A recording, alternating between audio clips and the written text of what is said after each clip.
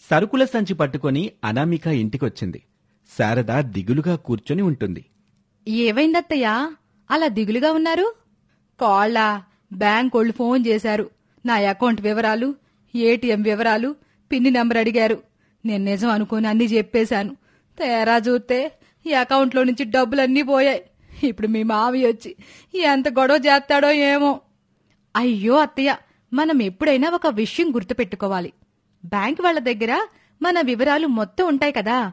తిరిగి వాళ్లు మనకి ఫోన్ చేసి వివరాలు, పిన్ నెంబరు అడగరు. ఒకవేళ గనక అలా అడిగారంటే అది ఖచ్చితంగా నేరగాళ్ల పనే. అయ్యో కాళ్ళ, ఇప్పుడు మన డబ్బులు ఎట్లాగే? వెంటనే మనం సైబర్ క్రైమ్ పోలీస్ వాళ్ళని సంప్రదించి మనకి జరిగిన మోసాన్ని వివరించాలి. పదండత్తయ్య. డియర్ ఫ్రెండ్స్, మీరు కూడా గుర్తుపెట్టుకోండి, బ్యాంకు వాళ్ళు ఎప్పుడూ ఫోన్ చేసి పిన్ వివరాలు, ఓటీపీ వివరాలు మనల్ని అడగరు. ఒకవేళ అలా అడిగారంటే అది సైబర్ నేరగాళ్ల పని అని గుర్తించండి. వెంటనే ఫోన్ని కట్ చేయండి.